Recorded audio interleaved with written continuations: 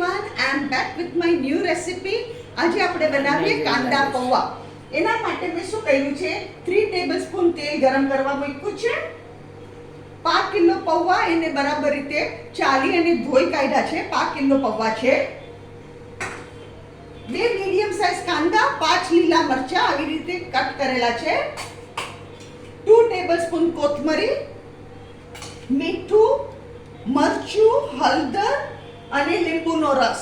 હવે હું તમને કહેતી જઈશ, જેમ જેમ નાખું એમ માપ કહેતી જઈશ. આપણું તેલ ગરમ થઈ ચૂક્યું છે. આપણે સૌથી પહેલા એમાં રાઈ નાખવાની, રાઈનો વઘાર કરવાનો. મારી પાસે લીમડો નથી, નહીં તો રાઈ અને લીમડા બેનો વઘાર હોય, પણ લીમડો મારી પાસે છે નહીં. મેં 1 ટીસ્પૂન જેટલી રાઈ નાખી.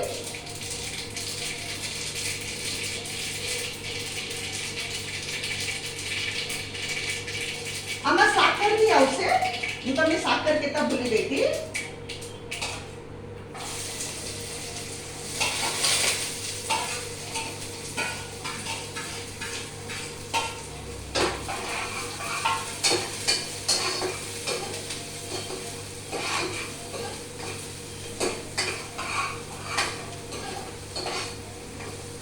કાંદા ટ્રાન્સક્યુલર થાય એટલે હું એમાં મસાલો કરી દઈશ.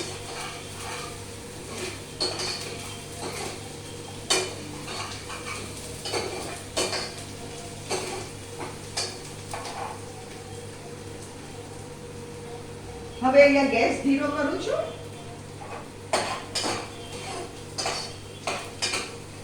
હવે આમાં આપણે નાખીએ હળદર,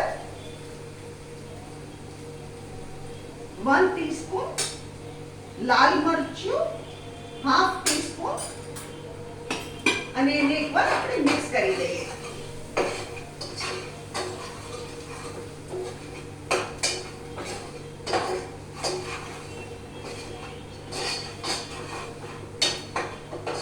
આ સરસ મિક્સ થઈ ગયા. હવે એમાં આપણે આપણા પૌવા નાખી દઈએ.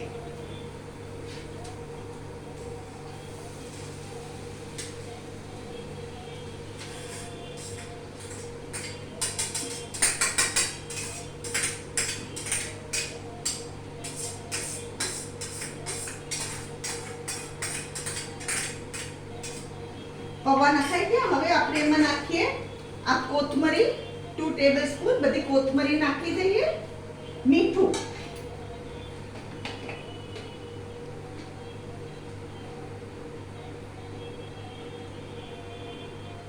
વન ટીસ્પૂન ઉપર મેં મીઠું નાખ્યું છે.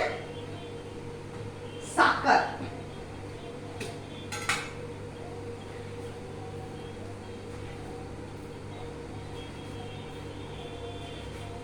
ટેબલસ્પૂન સાકર, ભરીને નહીં, કાપેલી 4 ટેબલસ્પૂન સાકર.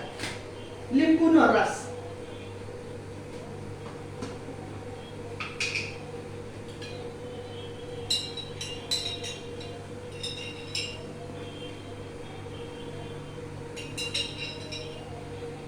બે ટેબલસ્પૂન લીંબુનો રસ.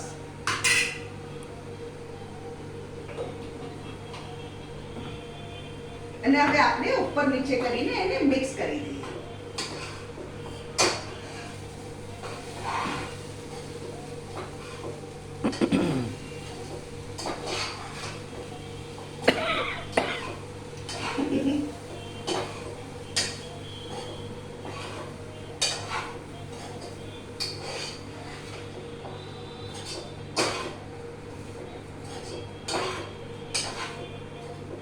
લાલ મરચું ઓપ્શનલ છે, તમારે નાખવું હોય તો નાખો, ને તમે યેલો બી કરી શકો.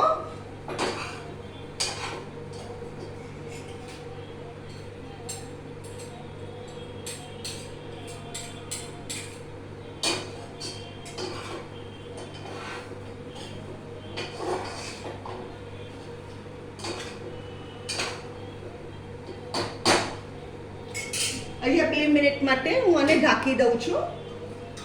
એટલે આને ગરમ થવા દઈએ 2 મિનિટ. ત્યાં સુધીમાં આપણી સાકર ઓગળી જશે.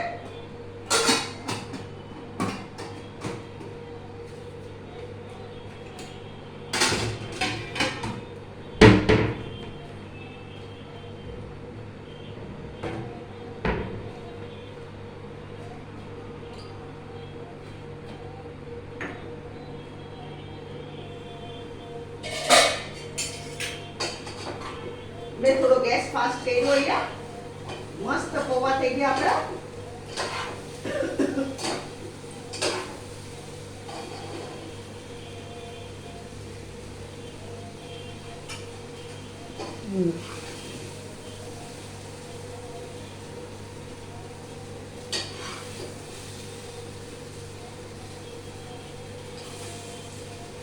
ફ્રેન્ડ્સ, આ છે આજના કાંદા પૌવા અને સાથે સાબુદાણાના પાપડ.